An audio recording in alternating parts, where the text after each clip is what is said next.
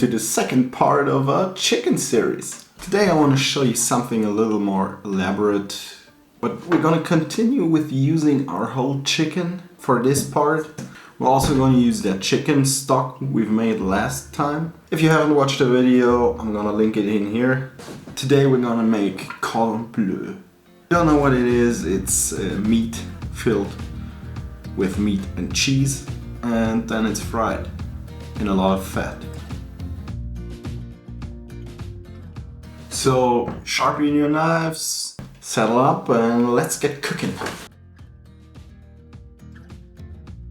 Now we're gonna start this recipe off with 1.5 kilograms or 3.3 pounds of unpeeled waxy potatoes. Of course we're gonna have to cook these, so set up a pot of cold water. We're gonna use cold water here because otherwise the outside is gonna be overcooked while the inside is still raw. So heavily salt your water. Now this might seem a lot, but the skill is still on, so it's not gonna soak up that much salt. Now bring it to a boil and let it cook for around 30 to 45 minutes. To test if they're ready, just prick them with a thin needle, and if it slides off easily, they're all done. Once they're fully cooked, you need to drain them, and I would recommend to immediately start peeling them. The peel comes off much easier while they're still hot. So if they're too hot, just use a piece of cloth or some gloves. If you can't touch them, it's not a problem. When you've nicely peeled them, now you have to slice them. I would recommend using a mandolin, or you could slice them with your knife at around 0.6 centimeters. A few moments later. Or a quarter-inch thickness. Once that's done, set them aside and cut up 2 medium-sized yellow onions. Now we're gonna have to chop these, so peel them. Take the root side up and cut them in half. Now slice from the top part to the root part around 3 times on a slight angle. Turn it around, slice it from the top. Now you have to make sure not to cut all the way. Now turn 90 degrees and let the weight of the knife do the work. You don't have to get crazy here, don't be too exact. I mean, this is still a rustic dish, so just chop them up as fine as you can. For the salad dressing, set up a pot with around 750 milliliters or 25.4 ounces of white chicken stock. If you don't have any white chicken stock at home, you should watch my other video where I show you how to cut up a whole chicken and make brown and white chicken stock. Next, dump in 200 milliliters or 6.7 ounces of white wine vinegar and around 100 milliliters of a nice sunflower oil. And of course a few pinches of salt depending on the saltiness of your other ingredients. Now the one spice I almost always use in potato dishes is nutmeg. Of course it's optional, but I definitely recommend using it. Now traditionally you would use mustard, but I like to use these brown mustard seeds. They give a nice texture and spiciness to the dish. Don't forget to dump in our chopped onions. Now bring that mixture to a boil and reduce by around half. Reducing it is crucial, or otherwise you'll end up with a sour potato soup because there's just too much liquid. So while still boiling, take your dressing and dump it all over your potatoes. Now, hold it right there. I know what you're thinking. You were talking about being a bit soupy and now this, blah blah blah. But this of course looks a little bit soupy, but we're gonna have to let it sit and mingle and marinate for a couple of hours. Best is overnight, so the potatoes absorb all that liquid and get nice and juicy. So next is the star of our plate. We've got this beautiful chicken breast. You can see how to cut up a whole chicken in my last video, as I mentioned before. And we're gonna fill these with cheese and bacon. Now cut off that inner fillet, set it aside, and now you're gonna have to take the flat side of your chicken breast and cut out a little pouch. So don't cut to the end of the tip, so it's still attached and there are no holes in it, so there's no cheese leaking out later. Our chicken breasts are pretty thick, so we're gonna have to flatten them out. First, we're gonna flatten out our fillets. Take a freeze bag and put in all your fillets. Now take a heavy bottom pan and just tap it lightly from the top. So you can see here they got nice and flat and they're all kind of the same thickness. Now don't be too aggressive here, otherwise you're gonna end up with this torn up piece of meat and it doesn't look nice and you can't really use it for our cordon bleu. Now straight on to the filling.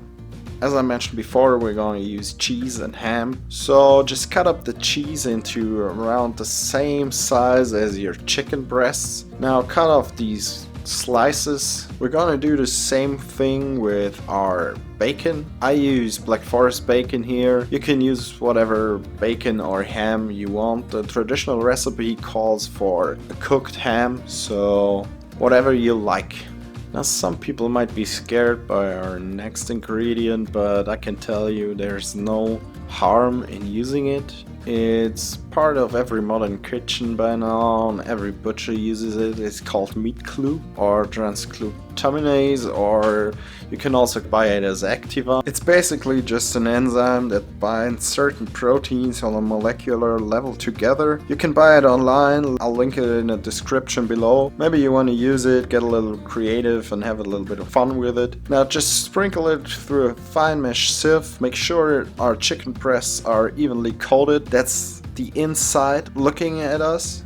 Now if you don't have any meat glue or you don't want to use it, you can also use some salt. Just salt the edges and tap them together lightly with your pan once they're closed up. And just let them sit for a couple of minutes. It will draw out some of the moisture, but it will do the deal. Fill those breasts with one slice of cheese and one slice of ham each. And fold the other side over. Now take your fillet and seal those seams if you will. You can use some extra meat glue just to make sure they're really sealed. Once they're all filled up, set them aside, put them into a fridge and let them rest for a couple of hours. So now you can just chill and relax for the rest of the day, and you're gonna have to continue the next day. So in the last video I show you how to reserve your chicken fat and chicken skin. If it's frozen like my skin here, just add a little water and start cooking. This will render the fat just as good. You just have to cook off the water. Now once it's fully rendered, pass it through a sieve, press out all that excess fat and some of the moisture, and just set it aside and let it cool off a bit. I like to use this jam glass, as you know. They're pretty handy. You can just store it in the fridge and use it for later. We're also going to use some of our brown chicken stock. Take around 200 milliliters or 6.7 ounces to reduce in a pan. Turn up the heat and now throw in a tablespoon of freshly ground szechuan peppercorns. After around 10 minutes your stock should look like this. It's been reduced to around 1/3. It became thicker, glossy and full of umami.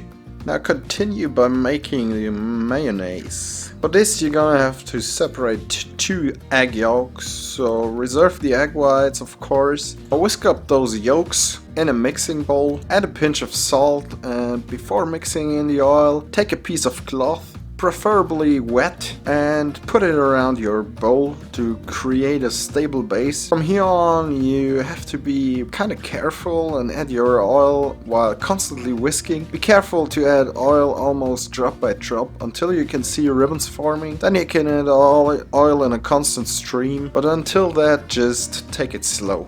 Now you might need 2 or 3 times to get the mayo right. Now once you've got your mayo, add that chicken fat we've rendered earlier. Just add it bit by bit, and you can also add that reduced broth if it's cooled down. Now check for seasoning. Don't worry about a recipe here. 1 egg yolk can take around 1 liter to 1.5 liters of oil. So that's not important, just so you can add as much as you like to it. Once it's done, just set it in the fridge. And now we're back to our breasts. Season them deliberately with salt on both sides as well as freshly ground black pepper, and continue with making a breading street. Take around 300 grams or 2.07 cups of all-purpose flour. In a separate bowl, take those egg whites from before and 3 whole eggs, whisk them up. Now set up another bowl with breadcrumbs. I like to use panko breadcrumbs mixed with a little bit of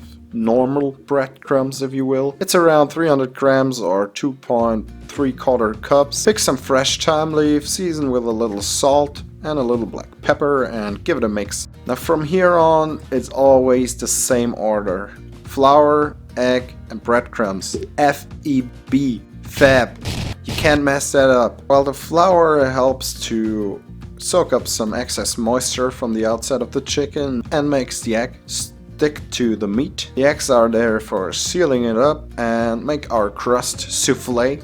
And the breadcrumbs, of course, give a nice texture and seal it up together with the egg. One mistake I see a lot of people do is they push on the breadcrumbs too hard. Now don't press the breadcrumbs on the chicken. Just tap it lightly, like you were holding a little puppy. Just tap it. Yeah, well, so once they're all breaded, put them onto a plate, spread some of those leftover breadcrumbs on top. Now these will soak up a lot of the excess moisture from the egg. Set up a pot with around 360 milliliters or 1.5 cups of frying oil and heat up to around 150 degrees Celsius or 300 degrees Fahrenheit. I'd recommend to buy one of those thermometers if you don't have one. I will link it down below in the description, and I personally love this one. Now for the oil, you could also use a pair of breaded tweezers or a pair of chopsticks or a wooden spoon. Once you see bubbles forming, your oil should be ready. Now dump in those chicken breasts and always keep the pan in motion. Just be careful of the hot fat, don't spill anything. Now you need this motion to get the oil over the top part of your chicken breast, so it will kind of souffle the crust and prevent dark spots from forming on your breadcrumbs. Now this is a bigger piece of meat than a schnitzel, and we don't want the oil as hot. You're also gonna want to turn it over a couple of times just to make sure it doesn't burn. Once it's reached an internal temperature of around 50 degrees Celsius or 120 degrees Fahrenheit, crank up the heat for a couple of minutes depending on your stovetop. Remember to keep it in motion with that flick of your wrist. Check the temperature again if you're unsure and let them cool off for a couple of seconds. Now it's plating time. Give your salad a mix. Cut up your chicken breast and nestle it right on top. Oh my god, now look at that cheese coming out. Now a nice dollop of that umami mayo and our cordon is done. So I hope you guys liked the video. Make sure to like and subscribe, watch my other videos on my channel, and we'll see each other next time. Keep cooking. Umami!